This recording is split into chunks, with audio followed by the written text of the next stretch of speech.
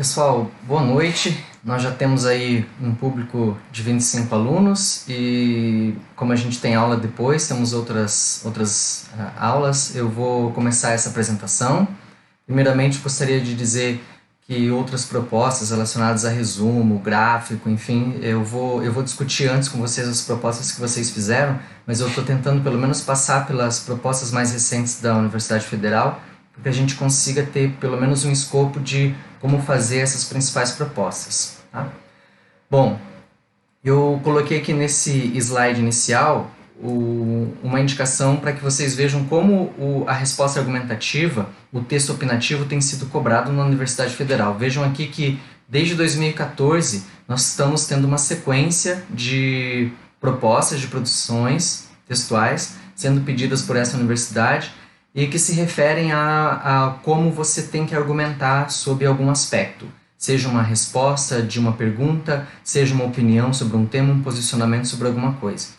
No ano de 2019, no ano de 2020, nós tivemos propostas bem complicadas com relação à interpretação textual e à referência com argumentos externos. Então eu sugiro muito que vocês releiam essas propostas de 2019 e 2020 para que se interem um pouco do jeito que é pedido. E, claro, depois façam a proposta que eu coloquei na nossa pasta no Google Classroom. Tá? Então, vou passar um pouco por como é essa resposta argumentativa, como ela é cobrada, e depois eu gostaria de tirar umas dúvidas de quem conseguiu ler o material que eu publiquei hoje lá na nossa pasta no Google Classroom. Tá bem? Então, vamos lá. Na Federal de 2020, né, nesse escopo deste ano aqui de 2020, caiu um texto do Humberto Eco. Então, foi basicamente na questão 3 e o enunciado era o seguinte.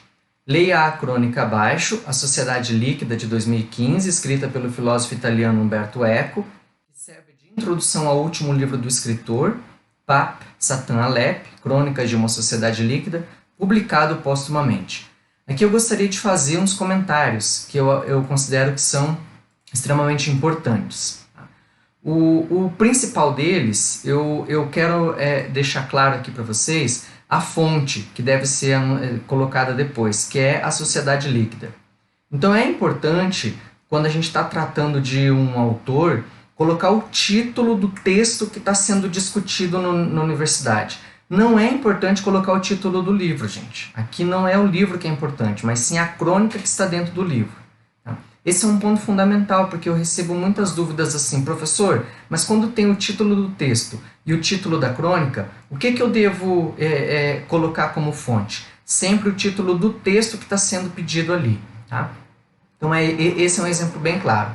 Na questão discursiva 3 do ano passado, então nós tínhamos a Sociedade Líquida, o título da crônica do Humberto Eco, esse título é que deve aparecer depois na sua produção. Tá? O fato de ter sido publicado póstumamente, ou seja, depois da morte do autor, também não é importante. O fato dele ser filósofo ou não também vem menos à tona aqui. Tá? O mais importante é dizer o que ele diz nesse texto. Eu não vou passar pelo texto aqui, o texto está lá na proposta de 2019, 2020 da Universidade Federal, mas eu quero mostrar um pouco de o que eles pediam exatamente nessa questão. Então, para a elaboração do texto, o enunciado era o seguinte. Elabore um texto a partir da pergunta que fecha o texto de Humberto Eco. Tem uma pergunta no final do texto de Humberto Eco. Não importa qual seja. Tá? E vocês vão ver que lá na proposta que eu fiz não é uma pergunta, mas é como se fosse. Tá? É para ser feita uma discussão sobre o que está ali. Então, tem que centrar-se naquela pergunta que foi colocada lá no texto, nesse caso do texto de Humberto Eco, e, obviamente, buscar no texto base, na crônica, no trecho da crônica que o vestibular colocou, os elementos que estão sustentando uma possibilidade de responder aquela pergunta. Então, vejam como é interessante. O que o vestibular pede? 1. Contextualizar a temática. Então, não é só para responder a pergunta. Não é sim ou não, né? A resposta certa ou errada, nada disso. É para dizer sobre o que trata essa pergunta. Do que esse autor trata no texto dele. 2. Identificar as características relevantes da sociedade atual. 3. Dialogar com essa caracterização apresentando uma reflexão na direção proposta pela pergunta. 4. Apresentar as razões que embasam a reflexão que você está desenvolvendo. 5. Ter entre 10 e 15 linhas. E 6, respeitar as características discursivo-formais do gênero solicitado, nesse caso, argumentar, opinar e argumentar. Mas eu vou fazer 2 destaques que eu considero importantes aqui. O primeiro é com relação ao texto base. O que eu preciso trazer do texto base? 2 pontos são fundamentais dados nesse enunciado da proposta da Federal. O primeiro, você precisa contextualizar a temática. Humberto Eco recorre ao Zygmunt Bauman ao dizer que a sociedade líquida foi uma discussão feita por esse sociólogo polonês, mas acima de tudo ele desenvolve um jeito específico de falar dessa sociedade, do jeito que a gente enxerga essa sociedade líquida. Então esse é um ponto que é importante. Que temática é essa? Como é que ela é discorrida no texto do Humberto Eco? Esse ponto é fundamental para a gente conseguir entender para onde é que esse texto está indo e está levando a gente. Então esse é um ponto importante. O segundo é exatamente, dentro dessa contextualização, dizer quais as características relevantes da sociedade atual que são apontadas por Humberto Eco. Então, claro, se você contextualizar a temática, você já vai estar indo em direção a essas características, mas o mais importante é dizer o que tem ali que o Eco diz, isso é próprio dessa sociedade. Vocês vão ver essa questão da individualidade, etc., que está lá no texto. Como eu disse, meu objetivo aqui não é me centrar no conteúdo, mas sim na forma, no que o vestibular está pedindo. Então aqui, quais são as características dessa sociedade? Bom, por que esses 2 pontos são importantes? Porque é sobre isso que você vai colocar uma parte inicial para resumir, para contextualizar o seu leitor, que no caso é a banca corretora, mas acima de tudo é sobre isso que você vai ter que discutir na sua própria argumentação, naquilo que é seu, que é o ponto de destaque 2, ou seja, da parte do candidato, da sua parte, o que o vestibular espera? Primeiro, que você dialogue então com essa caracterização, ou seja, que você reflita sobre o que o Eco está apresentando, e aí é por isso que é importante essa característica relevante da sociedade atual, porque é sobre isso que é para você refletir, a partir da pergunta que ele termina o texto, obviamente. E, claro, não só refletir, dizendo se ele está apontando caminhos que são interessantes ou não, mas apresentar razões para as reflexões que você está levantando. Então, o que embasa isso? Você tem o quê? Dados? Você tem exemplos? Você tem relações lógicas que estão sendo feitas para que a sua reflexão seja pertinente à pergunta que o Humberto Eco fez no final do texto dele? Tudo isso é extremamente essencial, tá? Da sua parte. Então, vamos lá. Vou voltar aqui. Nessa produção de texto, que tem uma pergunta para ser respondida da Universidade Federal, de 2019 a 2020, dou 2 destaques, 2 movimentos são importantes. Olhar para o texto base, contextualizando a temática, identificando as características, e, da sua parte, apresentar uma reflexão sobre essa característica e mostrar argumentos, razões, que embasam a reflexão que você está desenvolvendo. Bom, qual é o resultado? Você vai ter uma produção textual, uma redação que, 1, resume o texto base e 2, mostra um posicionamento sobre o tema. Então, nas correções que estávamos fazendo sobre o resumo, agora que fizemos 3 produções de resumo no começo do ano no cursinho, era muito comum em alguns textos que o aluno mostrasse a opinião dele sobre o tema. Fosse sobre o ensino médio, fosse sobre a eutanásia, ou fosse mesmo sobre o texto da Universidade Federal do ano passado, que era a questão da uberização. Mas o resumo em si não pede um posicionamento, pede apenas para você dizer o que é que está acontecendo neste texto, o que o autor defende e quais os argumentos dele. Aqui na resposta argumentativa, além desse resumo, é importante mostrar um posicionamento sobre o tema. Por isso, meus queridos, que eu tenho insistido com vocês, o resumo é o texto mais importante da vida acadêmica de vocês. Antes do vestibular, durante o vestibular e depois do vestibular. O resumo é o que conduz a nossa vida. Se a gente não entender o que tá lendo, a gente não consegue se posicionar. Ou se posiciona de maneira bastante equivocada. Por isso que o resumo é extremamente importante para a gente conseguir continuar a nossa continuidade de vida acadêmica. Tá? Bom, Eu peço um cuidado na leitura do enunciado das propostas. Às vezes, a leitura vai pedir para você fazer esse resumo, às vezes não. Nem sempre, em todos aqueles anos lá que eu mostrei, 2014 para cá, a Federal pediu para que você fizesse um resumo do texto base. Mas, obviamente, você dar opinião sobre um tema sem contextualizar esse tema vai fazer com que você perda pontos na coesão e na coerência. Você vai, eu concordo. Bom, eu concordo sobre o quê? Então, primeiro você tem que inserir a temática para que depois você consiga opinar com bastante clareza. Mas ainda assim, tenha cuidado na leitura do enunciado. Tá? Eu vou dizer já como o meu enunciado, por exemplo, traz características distintas desse enunciado da Universidade Federal. Bom, agora como é que eu planejo o meu texto argumentativo? O resumo a gente já trabalhou. Então, dessa primeira parte aqui, que é para resumir o texto base, de maneira bem sucinta, que aliás o próprio vestibular já diz o que ele quer de você aqui, do texto base, o resumo a gente já trabalhou, mas como é que eu trabalho então o meu texto argumentativo? Como é que eu planejo? Então o primeiro ponto é identificar o tema, do que se trata. Mas isso você já fez no resumo. Então, em teoria, está muito claro agora já para você do que é que Humberto Eco está falando, ou do que é que o Gessé Souza, que é a resposta argumentativa que eu estou propondo para vocês, trata no texto dele. O segundo é uma abordagem geral sobre esse texto. Então, como é que se aborda e o que o autor defende? É basicamente isso, de novo, que está sendo pedido naquela primeira parte. O terceiro, quais as abordagens específicas, os argumentos específicos. O autor usa relação lógica, ele traz exemplos, ele usa dados. Que tipo de argumentos, de abordagens específicas o Humberto Eco traz para o texto dele, ou no nosso caso, o Gessé Souza traz para o texto. Então, esses pontos são importantes para fazer qualquer texto argumentativo. Isso que eu estou falando aqui da resposta argumentativa vale para o Enem também.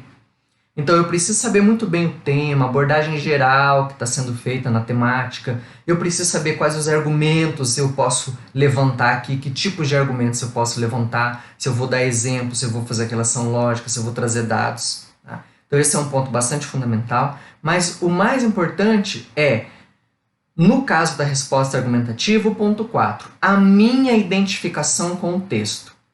Ao ler o texto, com o que eu concordo ou discordo, esse ponto aqui é fundamental. Então, a partir do meu repertório de leitura, eu tenho como concordar ou discordar de algum ponto do autor? Quais pontos me parecem razoáveis, ou seja, o que eu considero que não, isso que ele está dizendo faz sentido? E quais são questionáveis, ou seja, o que ele está dizendo eu tenho um pouco de dúvida. Eu li outras coisas que vão numa direção oposta. Eu sei de outras coisas que vão numa direção oposta.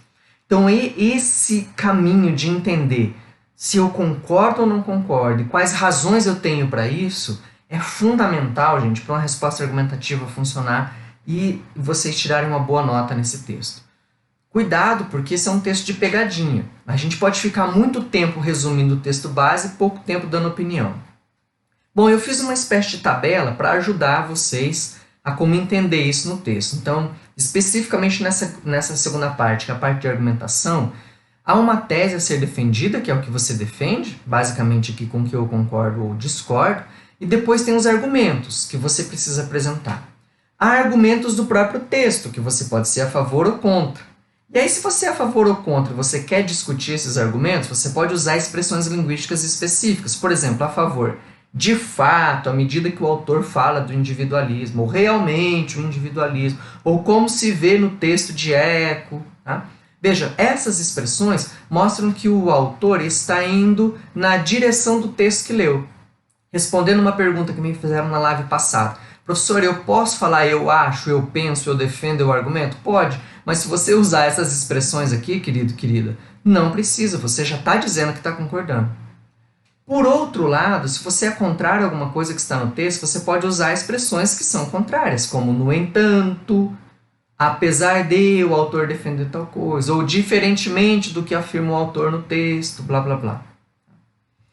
Bom, com relação aos argumentos externos, que nesse caso são seus argumentos, você pode colocar os argumentos a favor dizendo, além disso, acrescente-se a isso o fato de... Outro argumento, outro ponto, outro fator importante é... Então, tanto a favor quanto contra, você pode usar essas expressões, esses elementos linguísticos que encadeiam um outro argumento, nesse caso um argumento externo, que é a razão pedida pelo vestibular para que você faça uma resposta argumentativa. É esse ponto aqui, gente, ó. É esse ponto aqui, mostrar o posicionamento do tema. É isso aqui, apresentar as razões, tá? Mostrando que você está embasando o seu texto. Então aqui eu estou dando uma sugestão de como vocês podem usar elementos linguísticos, expressões linguísticas, para se posicionar, para fazer um texto coeso, coerente, sem necessariamente dizer eu penso, eu acho, o argumento. E claro, a conclusão precisa ser sempre iniciada por um conectivo lógico. Então, ou um portanto, um logo, dessa forma, um assim, um por isso, algum desses conectivos que possam ajudar a banca a entender de fato qual é a sua tese, o que você está defendendo a partir dos argumentos que trouxe, seja do autor, seja os seus. Tá? Bom, na hora de escrever, como é que eu faço então para contextualizar, né? Quem escreveu, onde escreveu, que argumentos usou? Então, por exemplo, nesse caso de 2019, 2020 da Federal, podia ser algo normal como no resumo. Na crônica, a Sociedade Líquida, 2015, Humberto Eco defende que, e aí você coloca o que ele defende e depois coloca os argumentos. Rapidinho, 2, 3 linhas para isso, você tem de 10 a 15, gaste as outras linhas para falar mais dos argumentos dele e para você colocar o seu ponto de vista.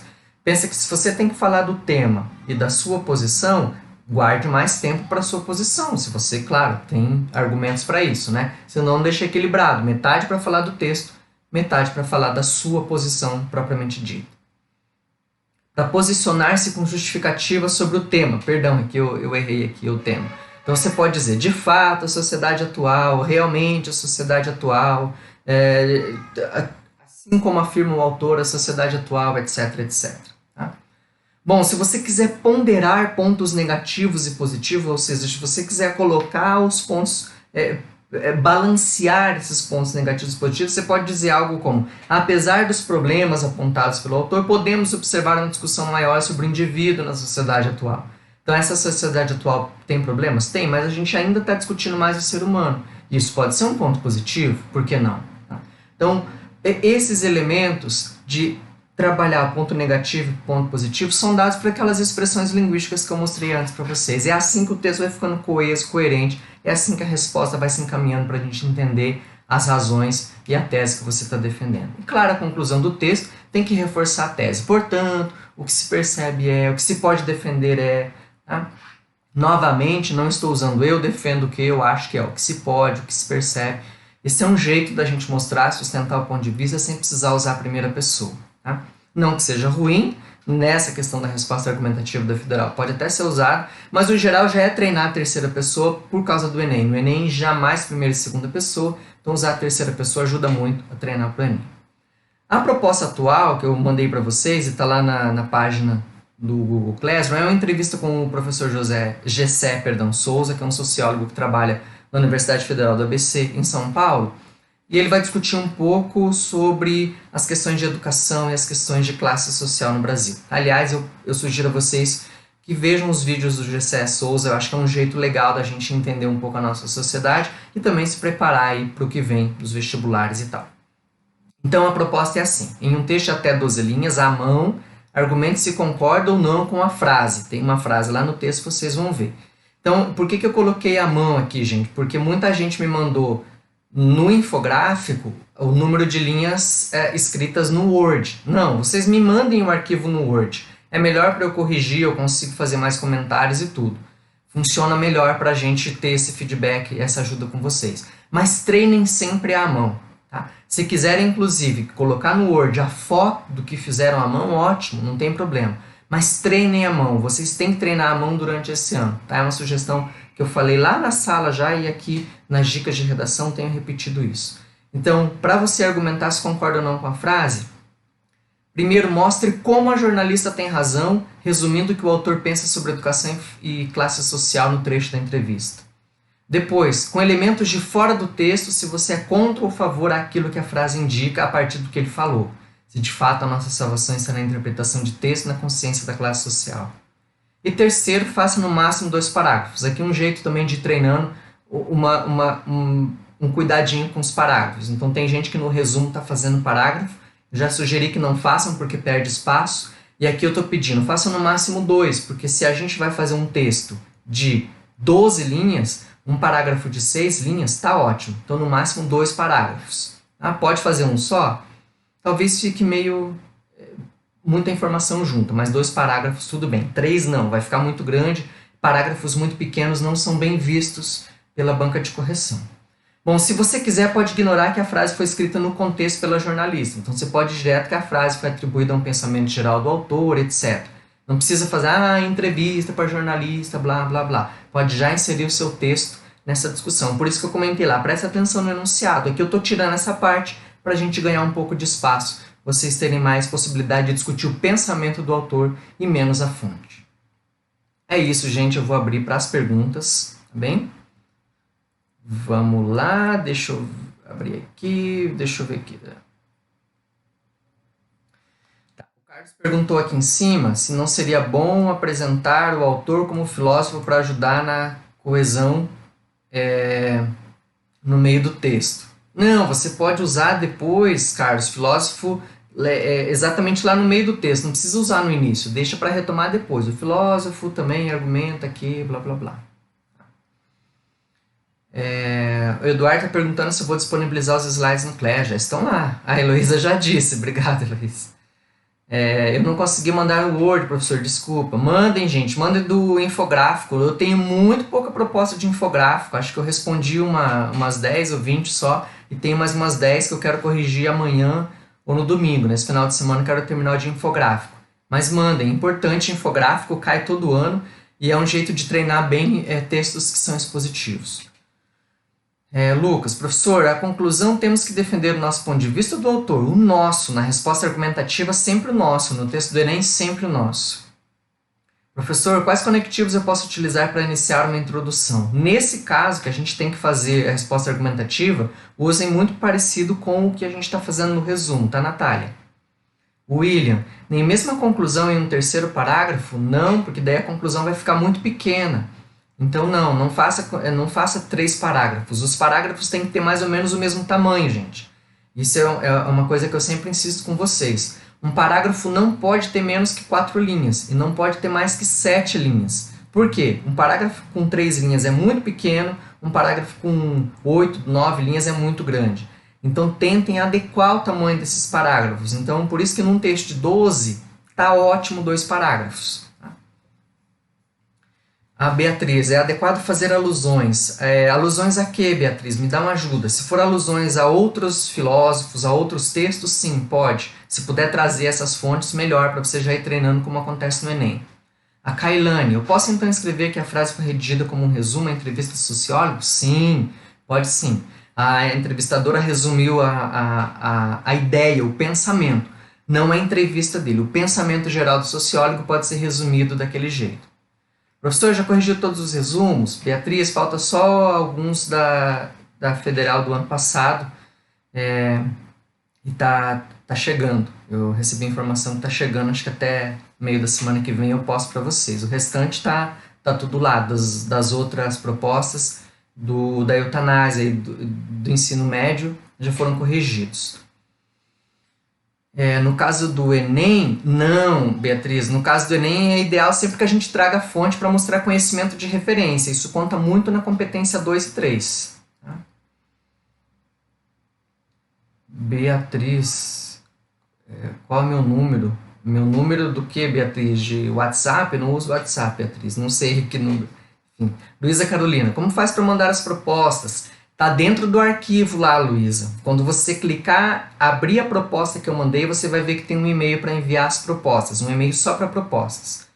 No caso do Eco, eu nem conhecia. Como posso esperar que o leitor saiba que ele é um filósofo ou não faz diferença? Isso, no caso, está lá no início, na introdução feita pela Universidade Federal. Então, se você conhece, beleza. Mas, em geral, eu até sugiro a vocês que não usem referências que não estão dadas ali no contexto do enunciado. Nesse caso, era dado no enunciado da Universidade Federal. Deixa eu só pegar lá rapidinho para que você veja. Tá aqui, ó, filósofo italiano, tá, Carlos? Daqui a pouco você vai ver, vai aparecer no slide. Tá, Beatriz, o número eu disse lá, é melhor entrar em contato por e-mail, Beatriz, no e-mail das redações. Luísa, professor, desde que a quarentena começou, quantas propostas o senhor já mandou? Eu mandei 2 propostas, Heloísa. Na verdade, 3. Eu mandei uma para ser feita online, que era a tirinha. Depois eu mandei infográfico e hoje eu estou mandando resposta argumentativa. Juliane, professor, não tem mais proposta de redação no Google Class? Mandei uma hoje. Tem alguma proposta de infográfico no Classroom? Mandei na semana passada. Lucas, no início do resumo temos que abordar os argumentos do autor e logo depois em outro parágrafo expor nossa opinião? Sim, Lucas, é isso aí. É isso mesmo. Você primeiro aborda os argumentos e depois você expõe a sua opinião no segundo. Exatamente isso. Tá? Essa é uma estrutura muito boa para você pensar em como organizar os 2 parágrafos que eu sugeri.